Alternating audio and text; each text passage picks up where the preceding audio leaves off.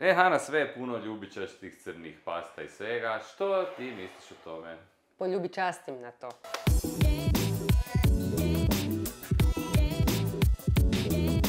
Šta prevara? Naravno. TikTok trendovi.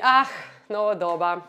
Crne i ljubičaste paste su se javile na tržištu kao nekakva super rješenja za izbiljivanje zubi jer svi želimo imati lijepe i bijele zube, pa ajmo to riješiti za par dolara. Već smo o tome puno pričali i znam da sam malo dosadna, ali ovo je sad vrlo konkretno jer tih pasti ima dosta.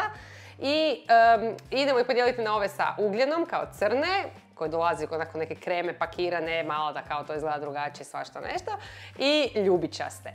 Sad, crne su sa aktivnim ugljenom i to na prvu može dati malo osjećaj da je izbijelilo zube, djelomično malo to sivilo tog ugljena na malo daje taj dojam, ali one su zapravo vrlo abrazivne i ako iskinu nekakav film sa vaših zuba gdje nešto prije dobro niste očetkali pa sad nešto žuto po zubima, prvi čas ćete vidjeti nešto bijelje i to će biti ok, ali dugotrajnim korištenjem si samo zube oštećujete i zapravo ih još više gulite i nakon dugo vremena činite žučima jer ste si stanjili i ogulili caklinu. Možete to jednom, dva put napraviti, ali nikako ne možete to koristiti kao standard u svojoj higijeni zuba jer ćete ih time samo uništiti. Dugotrajno korištenje takvih stvari nikako nije preporučivo. Te paste su od čudnih proizvođača, neprovjerene su, njihov sastav je često nejasno napisan, nema nikakvih odobrenja od agencija od kojih želite da budu odobrene,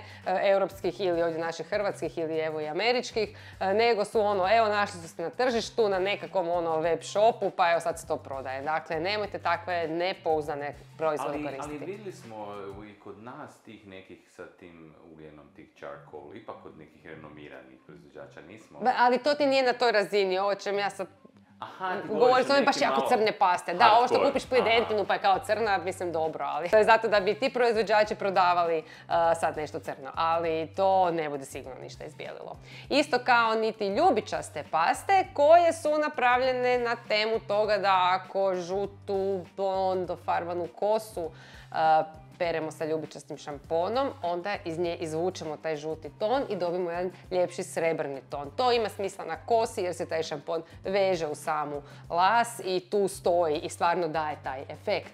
Ali na zubima se to ne može dogoditi jer se nikakva pasta, ništa što na njih stavljate neće vezati za vašu caklinu, nego će stvoriti samo lagani nekakav sloj na zubima koji ćete prvim ispiranjem slinom zapravo skinuti i to neće trajati dulje od par sekundi. Ljubičaste paste stvarno nemaju nikakve veze sa izbjeljivanjem i to je još jedan marketinški trik na koji ne trebate padati. Ako želite izbijeliti zube, onda to radite sa trakicama ili kod stomatologa u ordinaciji profesionalno ili tako da vam stomatolog radi udlage koje onda nosite doma sa gelom za izbjeljivanje i to provodite kroz noć ili već prema uputi ili kako se dogovorite. Ako želite izbijeliti zube, onda se držite provjerenih i dokazanih metoda. Nemojte na svojim zubima testirati nikakve čudnovate paste za par dolara. Dobro, te ljubičaste, one ti neće naškoditi kod te hardcore crne, da, ali zapravo ništa. Pereš zube 2-3 puta, skužiš da se ništa nije dogodilo i baciš u smeće.